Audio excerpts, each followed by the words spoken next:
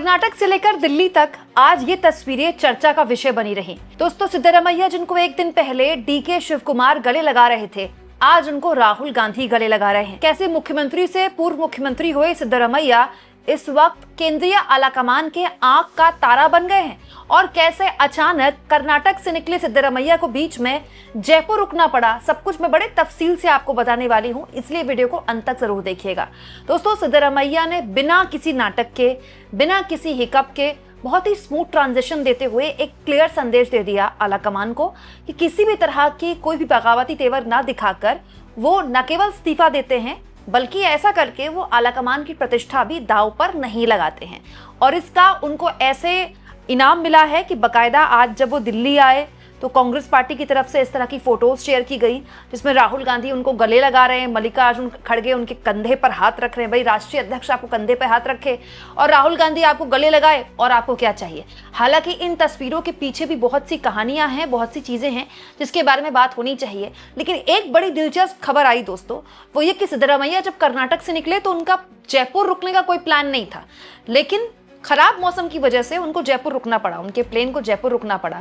और सुनने में आया कि जादूगर यानी कि अशोक गहलोत सिद्धरमैया से मिलने भी गए एयरपोर्ट में।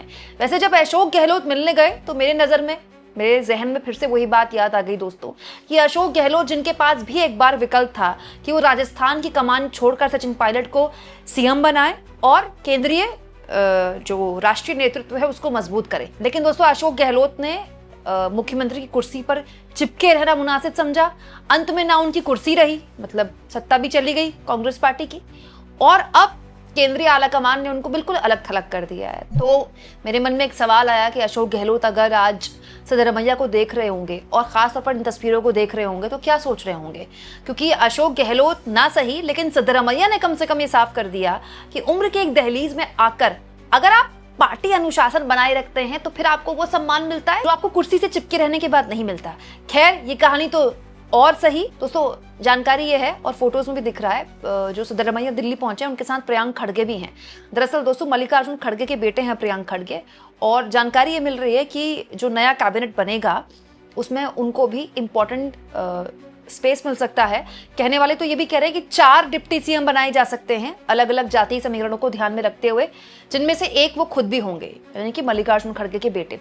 वहीं दूसरी ओर दोस्तों यहाँ सिद्धरमैया ने साफ तौर पर राज्यसभा सहित एमएलसी की नियुक्तियां जो होनी है उसमें भी अपनी लिस्ट थमा दी है, अपने मतलब फेवरेट्स की लिस्ट केंद्रीय आलाकमान को। और ये भी बताया गया है कि कैसे उनके बेटे यतीन्द्र सिद्धरमैया को कैबिनेट में इंपॉर्टेंट स्पेस मिले। दरअसल पहले ये जानकारी मिल रही थी कि खाली मुख्यमंत्री बदला जाएगा, लेकिन अब एक क्लियर हो गया कि पूरा का पूरा कैबिनेट बदला जाएगा विद मुख्यमंत्री। लेकिन अपनी लिस्ट थमाकर यहाँ पर सिद्धरमैया ने एक मैसेज क्लियर दे दिया कि वो किसी भी तरह से मतलब जो राज्य की राजनीति में अपने जो उनके खास लोग हैं उनके साथ गलत नहीं होने देंगे, उनको उनकी पूरी स्पेस मिलेगी।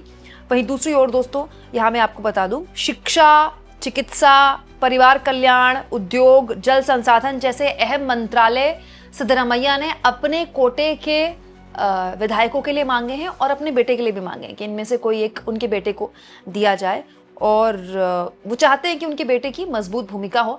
दरअसल सिद्धरमैया इस वक्त बार्गेन करने की कैपेसिटी में भी है। क्यों? क्योंकि देखिए अभी चुनाव होना है, अब आने वाले वक्त में कर्नाटक में चुनाव होना है।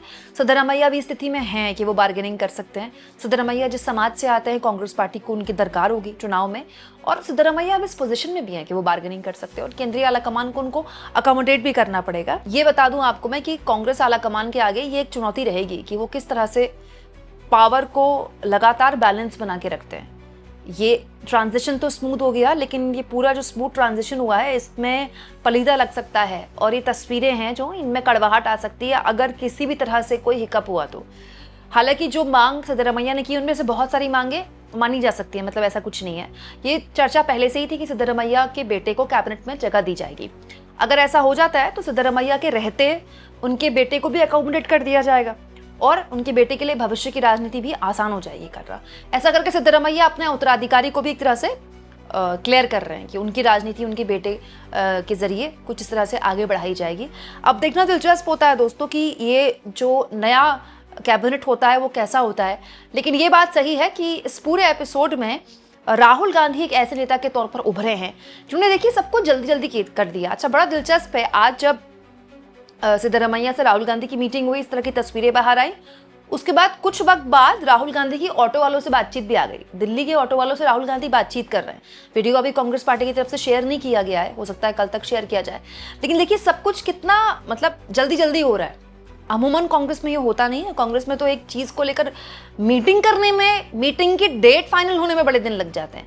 लेकिन अब कांग्रेस के बात समझ में आ गई है कि कर्नाटक में अगर चीजें सुलट गई हैं तो उनको जल्दी सुलटा ही लिया जाए फाइनली। हालांकि कुछ देर बाद डीके शिव कुमार की तस्वीरें भी बाहर आ गईं, जो कि दिल्ली में मल्लिकार्जुन खड़गे से मिलने आए थे। मल्लिकार्जुन खड़गे के पैर छूते हुए डीके शिव कुमार ने खुद ये फोटो शेयर की। यानी सिद्धरमैया और डीके शिव कुमार दोनों ही अपने अपने कैंप को मजबूत करने के लिए एक बार फिर दिल्ली दरबार में हैं। वहीं दूसरी ओर दोस्तों, कर्नाटक के जरिए अब कांग्रेस के आगे कुछ और धर्म संकट भी हैं। जैसे कुछ राज्य हैं जो कि कर्नाटक को कुछ ऐसे ही सुलझा लेने चाहिए। उनमें से एक है उत्तराखंड।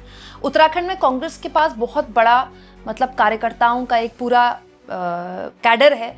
कांग्रेस पार्टी वहां सरकार भी चला चुकी है, लेकिन हरीश रावत गुट एक, बाकी गुट एक। तो कांग्रेस पार्टी अभी जिस डिलेमा में जी रही है उत्तराखंड में, जबकि उत्तराखंड में जो वहाँ की बीजेपी सरकार है उसके खिलाफ काफ़ी गुस्सा है। अलग अलग मोर्चों पर बीजेपी वहाँ पर घिरी हुई है। तो ये ज़रूरी है कांग्रेस पार्टी के लिए कि वहाँ किसी भी तरह से वो ऐसी ही मोर्चाबंदी शुरू करे जो फैसले कर्नाटक में लिए गए हैं। और ये फैसले राहुल गांधी को आज नहीं तो कल लेने ही पड़ेंगे। लंबा टाल कर कुछ होगा नहीं। लॉन्ग टर्म नुकसान ही हुआ है उत्तराखंड में कांग्रेस पार्टी को फैसले न लेने की वजह से। दूसरा पंजाब में आप देखिए, अमरिंदर सिंह को अलग करने के बाद कांग्रेस लगातार वहां जूझ रही है। वहां 4-5 नेता हैं कांग्रेस के पंजाब में और वो आपस में लड़ते रहते हैं। इसके अलावा कांग्रेस के पास कुछ नहीं है।